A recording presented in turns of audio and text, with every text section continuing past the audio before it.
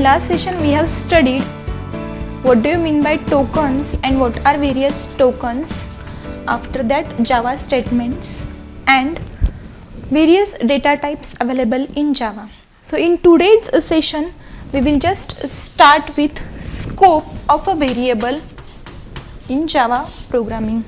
Scope of a variable in Java programming. Scope is nothing but the area of a program in which variable is available for access. Area of a program in which particular variable is accessible, that particular area is specified as scope, or it is called as a scope of variable. So let's consider example which consists of various block. Let's say block 1, in that I have declared x variable. Let's say int x is equals to 10. Then I have considered another block, in that I have declared n variable. Let's say n is equals to 5. Then I have considered third block, in that I have declared m variable, int m is equals to let's say 7. And then I have closed outer block. So this is first block, let's say block 1. This is inner block, let's say I will consider it as block 2, and this is third block. This is block 3. So let's consider there are 3 blocks in our example. In block 1 I have declared x is equals to 10. This is a variable x. So x variable, we can access x variable in block 1, as well as we can access x variable in block 2, as well as we can access x variable in block 3. So scope of a variable x means we can use or we can access variable x in block 1, block 2 or block 3. Rather, if I will consider variable n, then variable n is only accessible in block 2 and not accessible in block 3 or not accessible in block 1. So in this way I can specify scope for variable n which is accessible only inside block 2, and I cannot declare variable name as a x inside block 2, or I cannot declare variable x as name in block 3. That is not allowed in Java. Why? Because I have already used variable name x in block 1. So I will get compile time error for the same. So if I will consider variable m, then that variable m is accessible only in block 3 and which is not accessible in block 1 and in block 2. So in this way I can specify scope for variables. So this is just for example ki how I can access variable n inside block 2, how I can access variable m inside block 3, and how variable x is accessible in block 1, 2 and 3. In this way I can specify scope for variable. Okay. So this is about how I can provide scope or accessibility to particular variable in Java using scope. Okay. So this is about providing scope to particular variables in Java.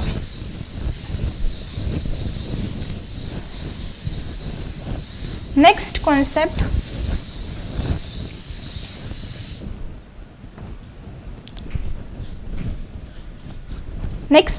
is regarding typecasting. Typecasting and type conversion.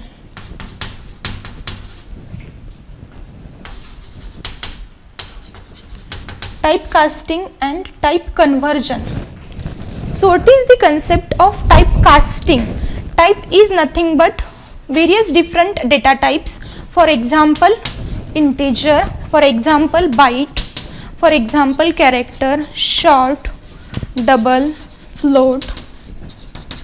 These are various types of data available in Java. That type of data is specified by type, and casting is nothing but changing a type of data from one specific type to another specific type is called as casting. changing a type of data from one specific type to another specific type, this particular concept is called as typecasting. So what is the syntax for typecasting? Let's say this is variable 1 and I want to change the type of variable 1. Then how to typecast it? I need to specify the type in which I want to change, and after that variable 2. Now variable 2 if it is of integer type, and variable 1 if it is of, let's say, consider variable 1 where 1 is equals to let's consider where 2 is equals to 50.1, and I want to assign it to integer var 1. Let's say var 1 is of integer type and var 2 is of float type, and I want to typecast float variable into integer variable. Then integer var 1 will now become int of var 2, that is 50.1. So it will only consider integer part of float variable 50.1, and it will only assign integer part to var 1, and that will become 50. So in this way I can convert float variable 50.1 to integer variable with the help of typecasting. Such a concept is called as typecasting, and this is the syntax how we can convert. This is the syntax how we can convert variable 2 of variable 2 into variable 1 type. So type is nothing but type of a data in which you want to convert.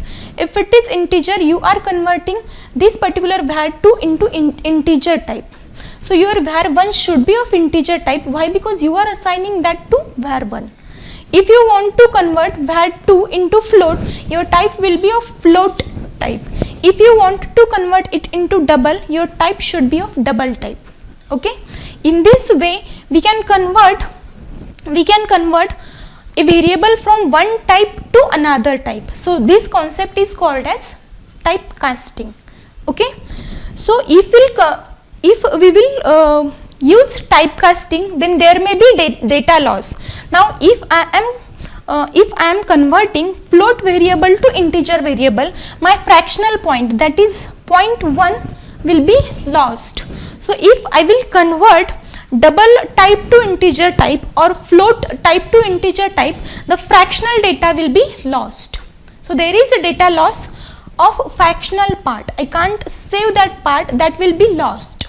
Okay, so if I want to consider lossless data conversion, then how I can achieve that lossless data conversion? So there will be one chart for the same. Let's consider byte data and how I can convert, how I can achieve typecasting with no loss of data. If I will convert byte into short, there is no any loss of data.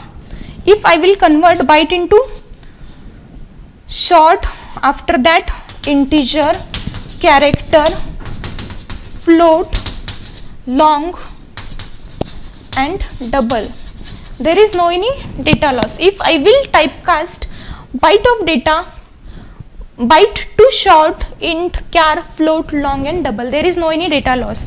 If I'll consider short, and if I will typecast into integer, character, float, long, double, then there is no any data loss.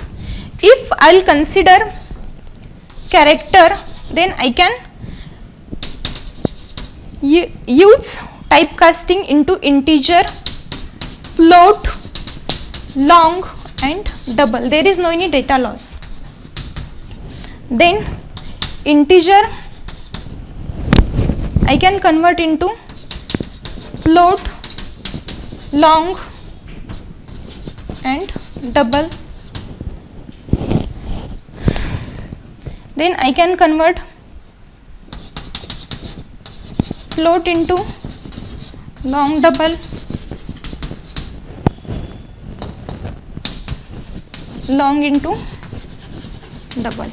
So if I will typecast byte data into these many types, there is no any data loss, and same for short, char, int, float and long. Okay, so this is a particular chart for lossless typecasting. Okay, so this is all about typecasting. Next concept is about type conversion. So type conversion is the concept of automatic typecasting. I need not to specify the syntax for typecasting, or rather Java program will do that things automatically. Such a automatic conversion is called as type conversion. So what is the example for type conversion and how I will achieve this automatic type conversion? So let's consider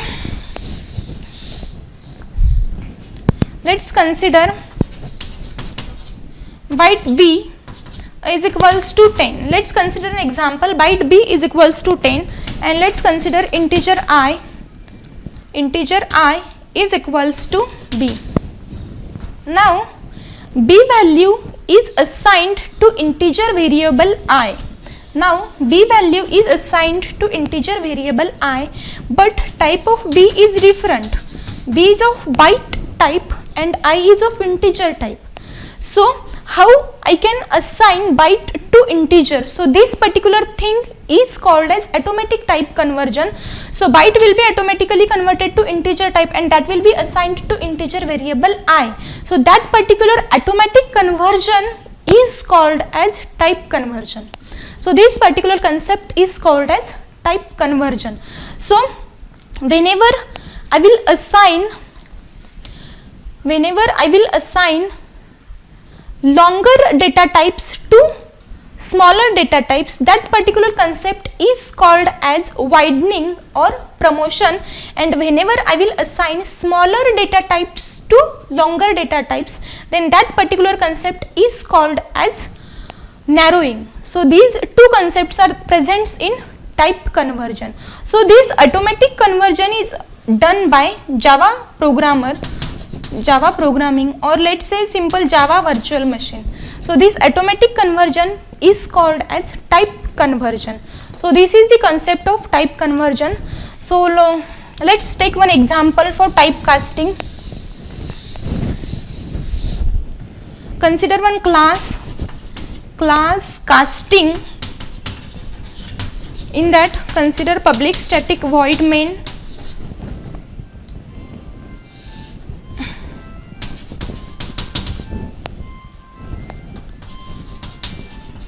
public static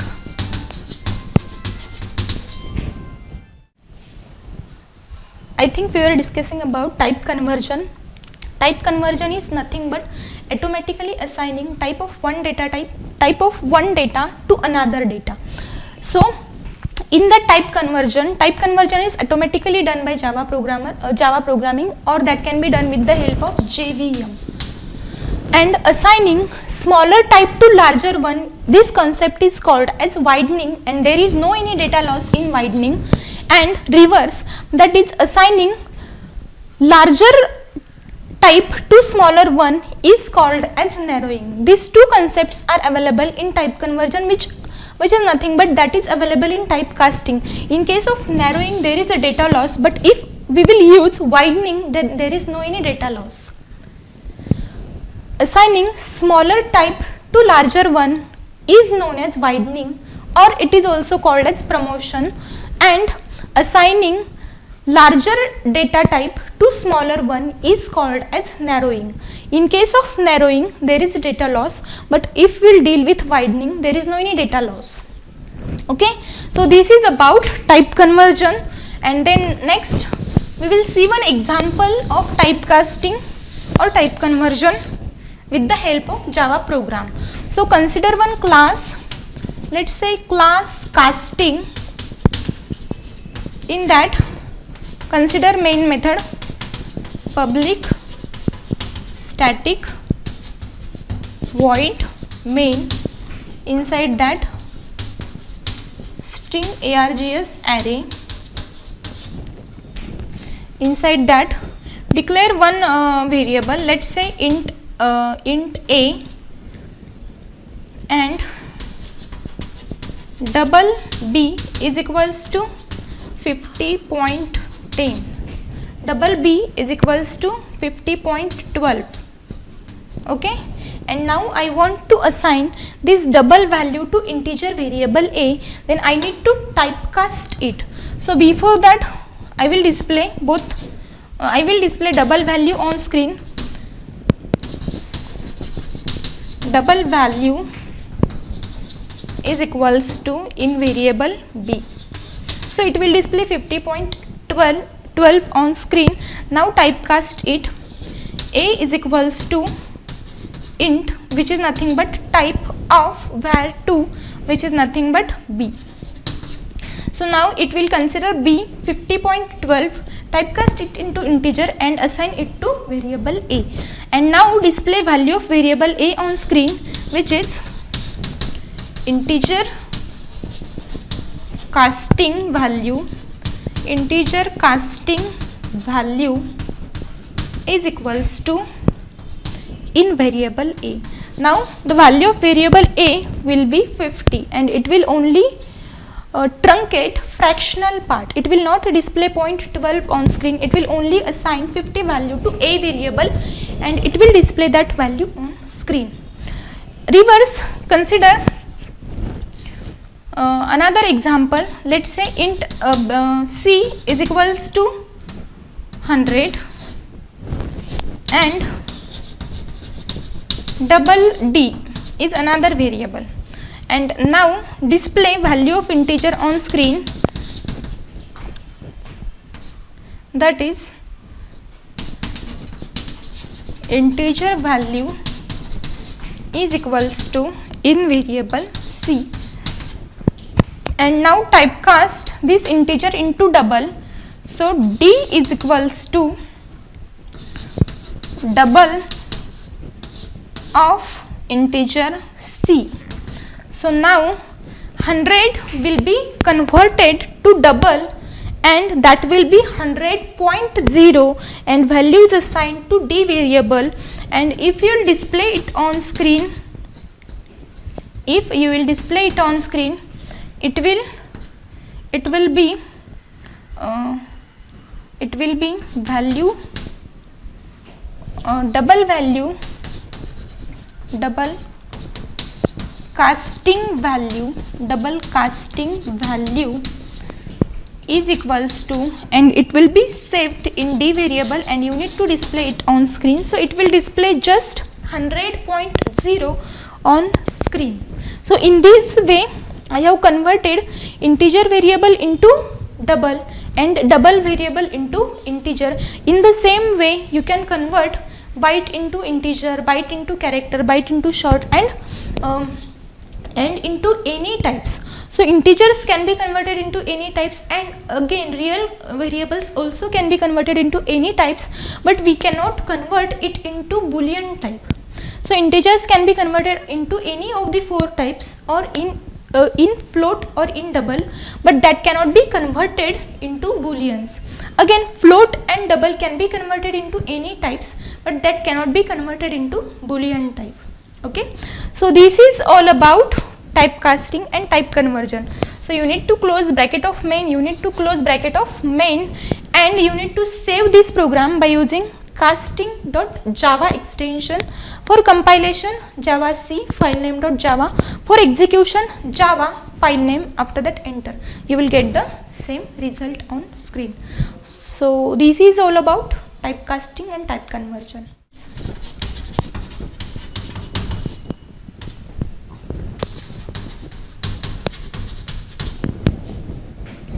Next concept is symbolic constant. Okay, we often use various constant variables in Java program. For example, consider one mathematical constant value, that is 3.14. 3.14 is constant value of pi variable. So I often want to change value of pi for more specific result. 3.145 9, something like that. So I cannot modify this value. Why? Because this value is fixed and I don't want to modify it. So if I want to maintain this value as a constant value, I need to declare this particular value as final. So how I will declare this? By using keyword final. After that I need to specify data type, that will be float, and I need to specify name of symbolic constant, but I need to differentiate it from variable name.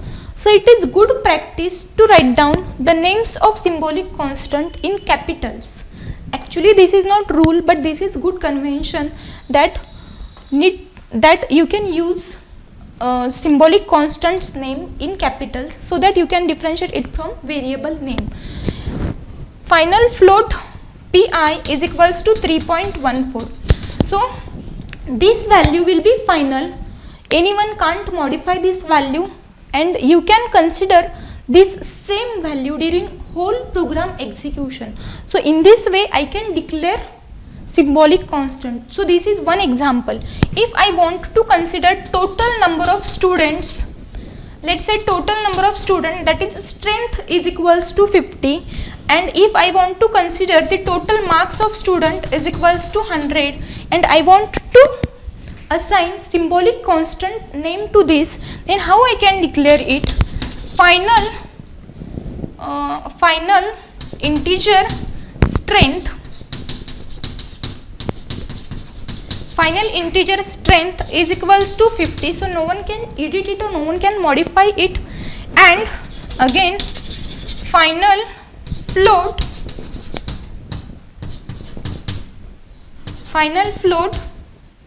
total marks, is equals to 100. So in this way I can declare symbolic constant. So final keyword is used before declaring any symbolic constant for specifying the value constant through whole program execution. Anyone can't change or edit that particular value with the help of final. Final is a keyword which specifies, no one can edit the value. After that you need to specify data type and name of symbolic constant in capitals so that you can differentiate it from variable name.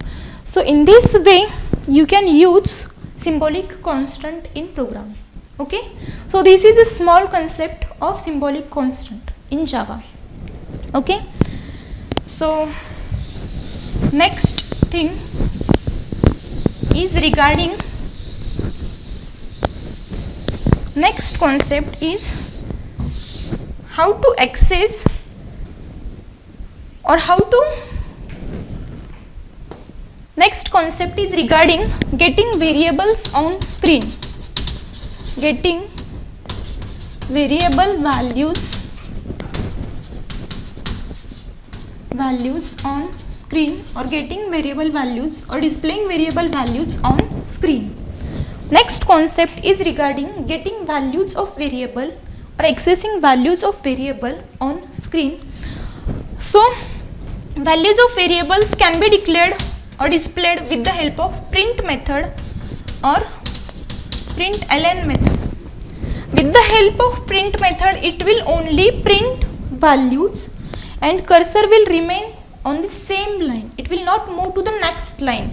With the help of println method it will display the result and cursor will move to next new line with the help of ln.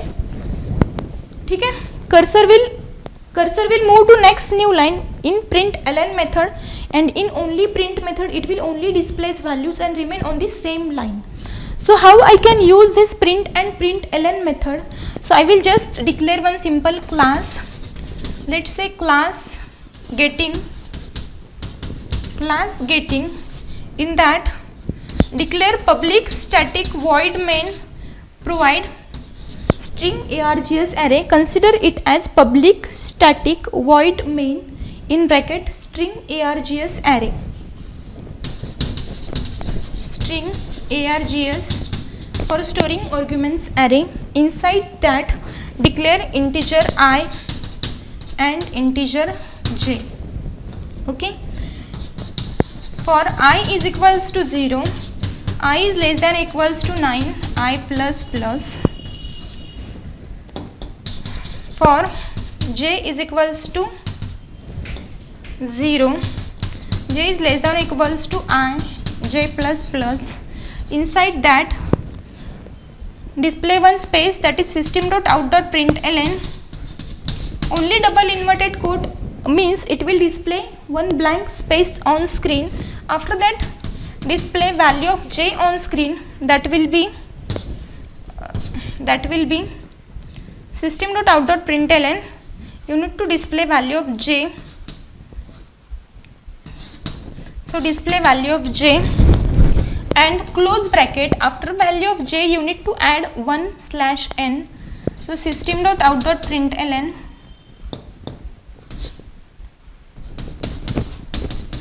add one new line character, and after that close bracket of outside for loop, close bracket of main, and close bracket of class.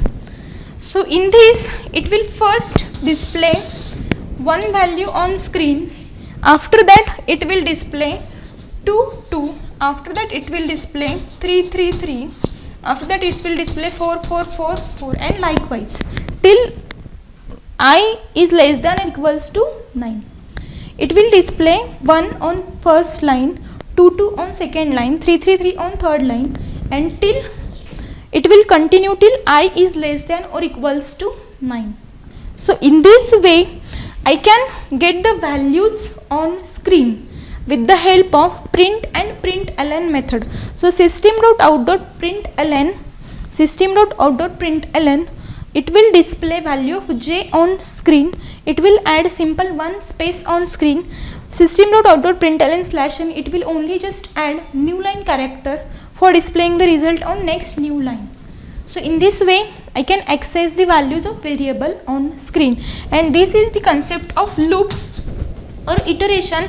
I can repeatedly execute this particular code of Java program. So this is concept of loop.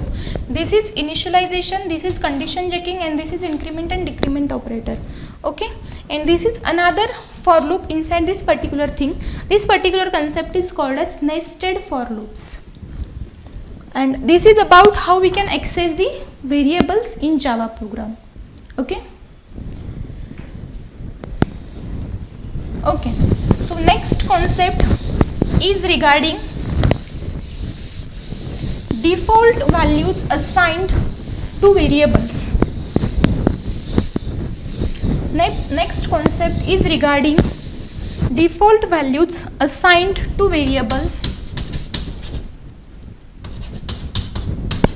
Default values assigned to variables. So let's start with first byte variable. After that byte size is 1 byte, short size is 2 byte.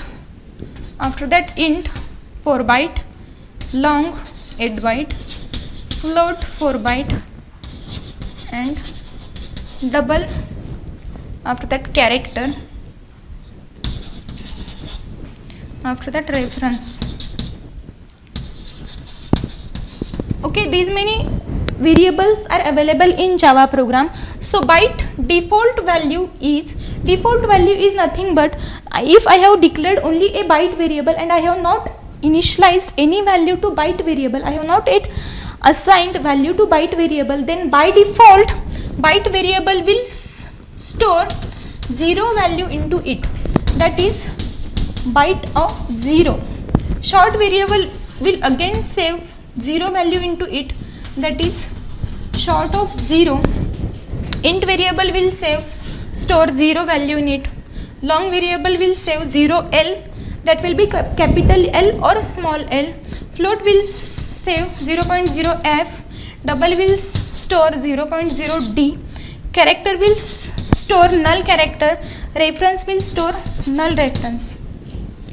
So these are default values stored in variable if you have not initialized any value to that particular variable. So these are default values stored in particular variables in Java programming. Okay. Okay. next one. Okay. So next concept,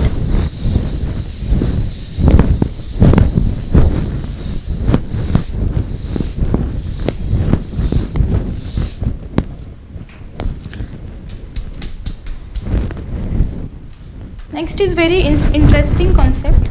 It is regarding operators in Java programming. Operators in Java programming. Okay, so there are total 8 operators present in Java programming. Operator is nothing but a symbol which will accept operands and perform particular operation on those operands. Okay, so it is nothing but a symbolic constant or symbolic unit which will perform specific operation on operands.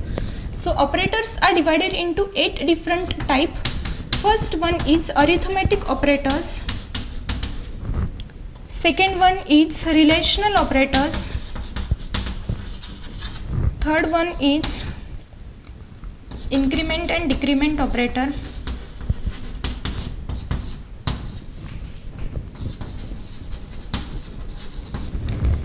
Fourth one is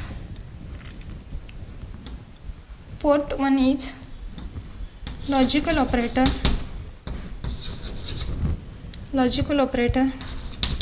Fifth one is bitwise operator. Sixth one is special operators, and seventh one is assignment operator,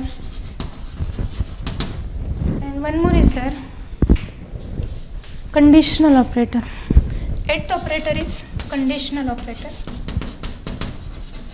So these are various types of operators available in Java programming. Operator is nothing but a symbol which will operate on one operand, 2 operands and 3 operands. If operator will operand on one single operator, it is called as a unary operator. If operator will work on 2 different operands, it is called as binary operator. If operator will work on 3 different operands, then it is called as ternary operator. In that, arithmetic operator, relational operator, logical, bitwise, special, assignment, these all operators are binary operators, whereas increment and decrement, this may be unary operator, and conditional operator is ternary operator, which will work on 3 various operands. So let's start with arithmetic operators. Addition, subtraction, multiplication, division, and remainder. These are various arithmetic operators available in Java programming. But these operators will work on integer data. Then that particular concept is called as integer arithmetic. If we will use this particular operands on real data, then this particular concept is called as real arithmetic. If we will use these operands on integer, if one of the operand is integer and another operand is real, that particular concept is called as mixed arithmetic. This particular concept is called as mixed arithmetic. So consider one single simple class for the same. Let's say class arithmetic. Consider one simple class for the same, class arithmetic. In that, consider public static void main string args array, open curly brace. Inside that, declare variables. Let's say int a is equals to 20.5 f, int b is equals to 10.5 f, and now make use of all these operators. Let's say system.out.println, print value of a and b on screen. Value of a is equals to, in variable a, value of b is equals to invariable b. After that, make use of addition operator, system.out.println addition operator, and display value of a plus b. In the same way, make a use of system.out.println subtraction operator,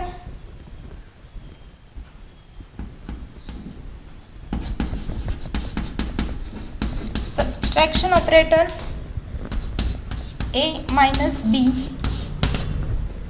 In the same way,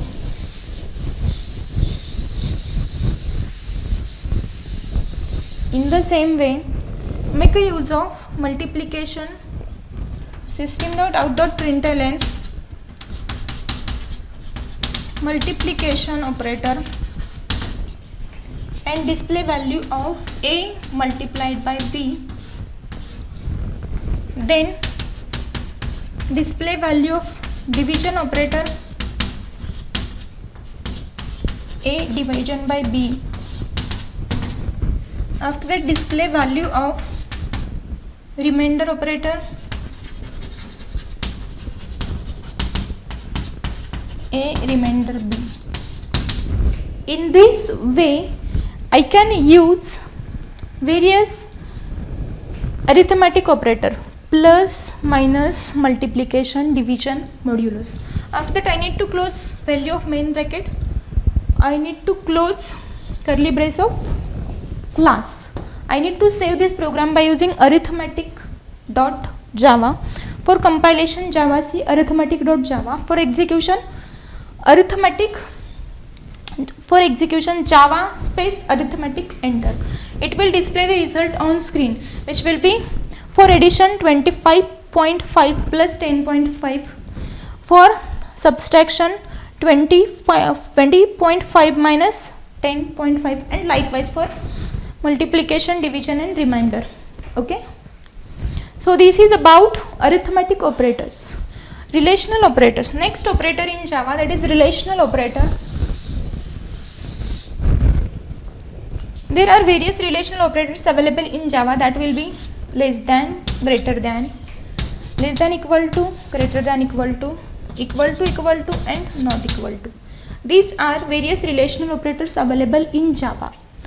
Okay, so if A is greater than B, greater than operator will return true result. If A is less than B, less than operator will return true result. Consider value of A as 20.5 and value of B as 10.5, and if I have written A is less than B, so actually 20.5 is not less than 10.5, so it will return false result. But if I will use greater than as a relational operator in between them, now 20.5, this value is greater than 10.5, so this will return true value as a result. Okay, so in this way I can use relational operator on combining any two expressions or comparison of any two expression. I can use relational operator. So how I can use these operators? Consider same program. I will just edit the name of program, and that will be relational. Consider values A is equals to 20.5, B is equals to 10.5. Again I will declare one more variable, int C is equals to 20.5, float. Okay, now I will display value of A and B on screen in the same way. After that, I will not write addition, I will just use less than operator.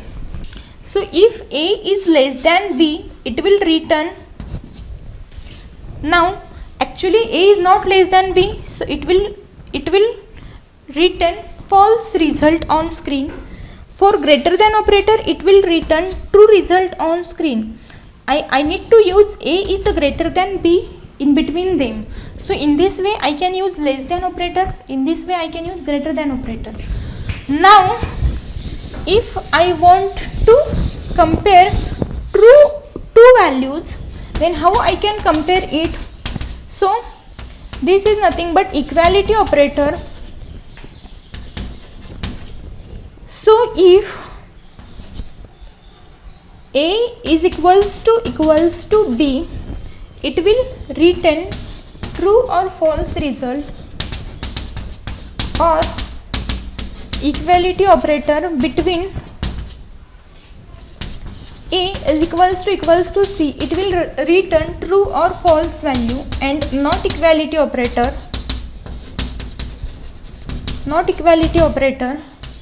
that is A is not equals to B, it will return true value. So how it will work? Now consider value of A is 20.5. 20.5 is not same as that of 10.5. So these two values are not equal. So equality operator will return false result on screen. But we'll consider both values of A and C. A is equals to 20.5 and C is also equals to 20.5. So both the values are 20.5. So result is both the values are equal. So equality operator will return us true value on screen. If we'll consider not equal to value, then it will compare two values A and B, whereas A is equals to 20.5 and B is equals to 10.5, and both the values are not equal. So not equal to operator will return us true value on screen. So in this way equality and not equality operator will work in Java programming. So this is all about relational operators. Okay, so this is all about relational operators.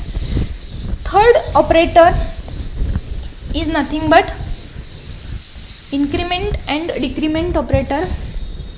Third operator is nothing but increment and decrement operator. Third operator is increment and decrement operator. So consider a result.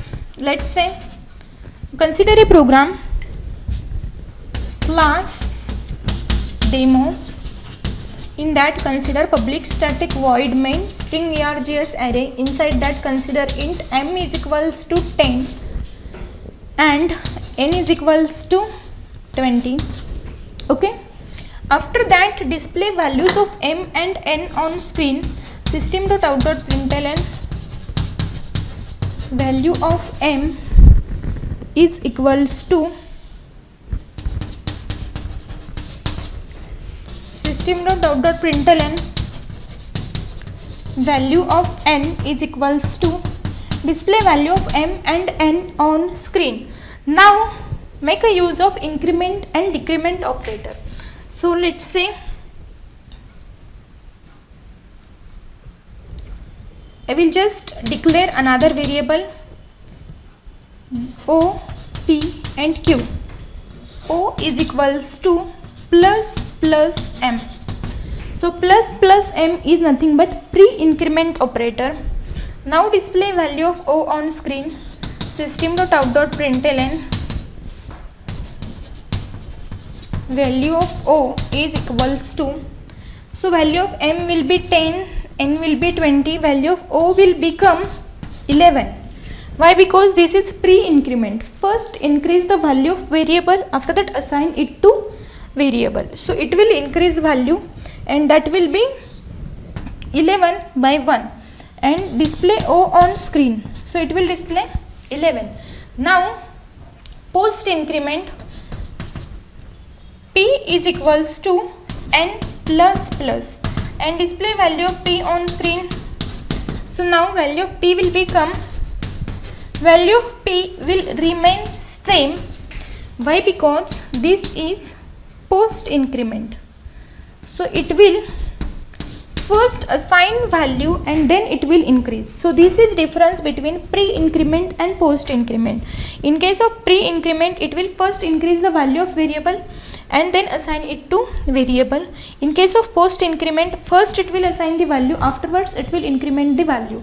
After that, if you will display value of m and n on screen, value of m will remain 11, rather value of n will also increased by 1, that will be 21. This is regarding increment and decrement operators in Java, and this is a simple program for increment and decrement operators in Java. So you need to save your file by using demo.java. You need to save your file by using demo.java. For compilation, javac demo.java. For execution, java demo, and enter. You will get the same result on screen. Okay, so this is all about increment and decrement operator. Okay, let's start with next operator, and that is logical operator.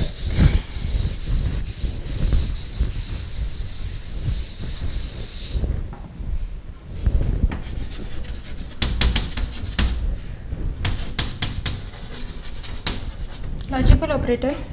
So there are various three logical operators: logical AND, logical OR, and logical NOT. Logical AND, logical OR, and logical NOT. These operators works on the inputs, two various inputs. Let's say one input, input 1, input let's say A and B, and this is output. If both the inputs are 0, then logical AND result is 0, logical OR result is 0.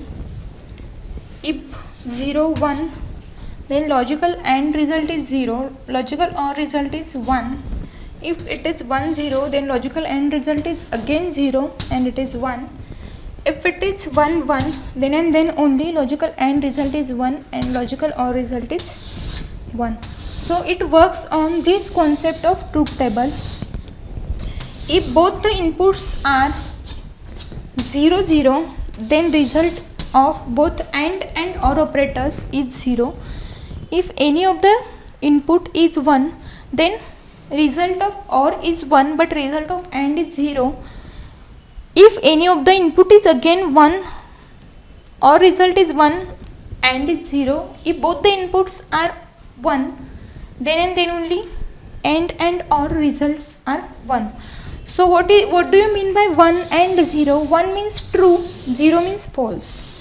If any of the condition is true, any one condition is true, then OR result is true. But AND result, for AND result we need both the conditions should be true. So let's consider example class logical. Inside that declare public static void main. Inside that declare int m is equals to 10, n is equals to 5. Okay, int m is equals to 10, n is equals to 5, and if m is greater than n, if m is greater than n, and if m is greater than p. If m is greater than n and if m is greater than p, then system.out.println m is largest number. M is largest number, display value of m on screen. Now this is first condition. M is greater than n is first condition and m is greater than p, this is another condition. So two conditions are combined with the help of logical AND operator. If both the conditions are true, then and then only result is true. Means consider the values. 10 is greater than 5, that means result is true. 10 is greater than 4, that means result is true. So if both the results are true, then it will execute the block, that is it will display value of m on screen and specifying that m is largest number. So in this way logical AND operator will work. If any of the condition is not satisfied, means if n is greater than m or m is greater than p. Now n is greater than m. N is 5, 5 is not greater than 10, but m is greater than p, that is 10 is greater than 5. So second condition is satisfied, so it will enter inside loop and it will display system.out.println m is largest number and it will display value of m on screen. It will display value of m on screen. So if any of the condition is true, or will return, logical OR operator will return true value and it will execute the certain code. So in this way logical AND and logical OR operators works for combining two expressions. Rather, one more is there, that is logical NOT. If the input is 1, logical NOT of that is 0, and if the input is 0, logical NOT of that is 1. So it will just gives us the reverse value. If input is 0, it will return us 1. If input is 1, it will return us 2. If input is 1, it will return us 0. In this way logical NOT operator works. Okay, and logical NOT operator is unary operator. It will only work on one single operand. So this is about various logical operators. Okay.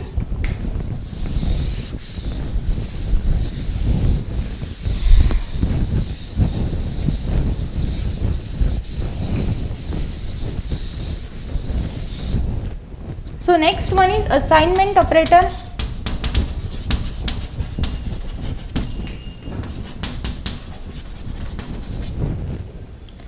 Let's say int a is equals to 5.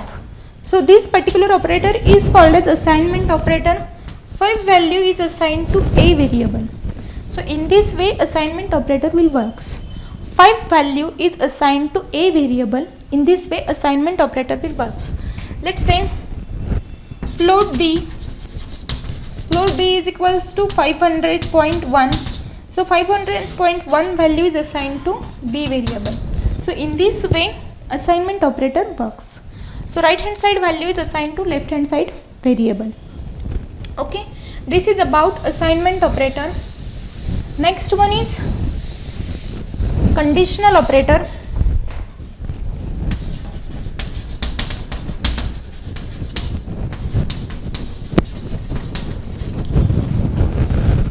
So conditional operator, it has a syntax like question marks and colon. So expression is equals to expression, let's say x is equals to expression. If it is true, it will assign value of a, else it will assign value of b. So this operator will work in the form of if else statement. If this particular condition is true, then this will assign first result to x variable. If it is false, it will assign second value to x variable. Let's consider an example.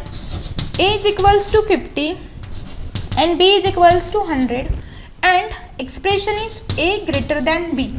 So assume that a, b and x, all these are integer variables. Int x is equals to, if a is greater than b, then it will assign value of a, else it will assign value of b. So now value of a is equals to 50, value of b is equals to 100. So if 50 is greater than 100, currently this expression is not satisfied, means the result of this particular expression is false. Why? Because 50 is not greater than 100. 100 is greater than 50. So it will assign value of b variable to x. If you will display value of x variable on screen, you will get 100 as a result. Okay. If you will change this particular expression, if A is less than B, now 50 is less than 100. So this particular condition is satisfied. It will assign first value to x variable. Now your value of x variable will become 50 instead of 100. So in this way conditional operator works. Okay, so this is about conditional operator in Java programming. Next operator is bitwise operators.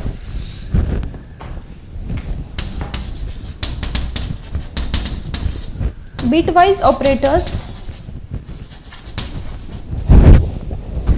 There are various bitwise operators available in Java, that is bitwise AND, bitwise OR, bitwise exclusive OR, bitwise NOT, bitwise left shift, bitwise right shift. So bitwise operators works on bit of a data. Rather, it also considers the same truth table as for logical operators. That means if both the inputs are 0, result of AND is 0.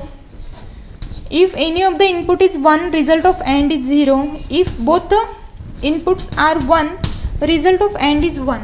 So this is for AND. For OR, for OR, if any of the inputs is 1, result is 1. For exclusive OR, if both the inputs are different, then result is 1.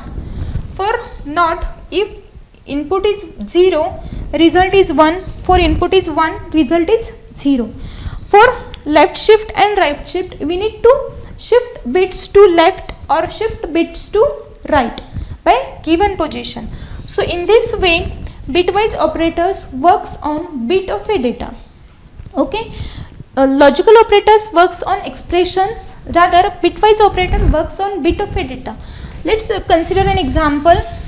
5, decimal 5 is represented into binary 0101 and 10, that is 1010. If I will consider bitwise AND operator, the result is 0. If I will consider bitwise OR operator, result is 1111, that is result of AND, this is result of OR. If I will consider exclusive OR, result is 1. If I will consider negation of 5, that will be 1010. Then left shift by 2. If I want to left shift by 2, left shift of 5 by 2, so this is 0101 left shift by 2. Then I need to add 2 zeros to right. So this will become 0001. So left shift by 2 means add 2 zeros to right, and right shift by 2 is nothing but add 2 zeros to left. So this will become 0001. So in this way left shift and right shift operator works. And this is all about bitwise AND, bitwise OR, bitwise exclusive OR, bitwise NOT, bitwise left shift, bitwise right shift. Okay, so this is all about bitwise operators. And next one is, I guess this is last operator. Next is special operators. Special operators in Java. Special operators in Java, and one special operator in Java is instance of operator, and one more is there, that is dot operator. Instance of operator will return true result if the given instance is object of given class. For example, let's say P instance of a student. So in this, student is class, P is the object of student class. If P is a really object of student class, if this condition is true, then instance of operator returns a true result. if P is not object of student class, it will return us false result. Again, in this way instance of operator works. If we want dot operator, then dot operator is mainly useful to access the data members declared inside the class and member functions declared inside the class. So if I want to access P dot roll number of the student, then I can refer roll number with the help of object dot operator. If I want to call P dot get data method, then I can refer to a particular method with the help of object and dot operator. So in this way I can use dot operators for referring to data members and for referring to member functions. So this is all about special operators available in Java. Okay, so this is all about operators available in Java.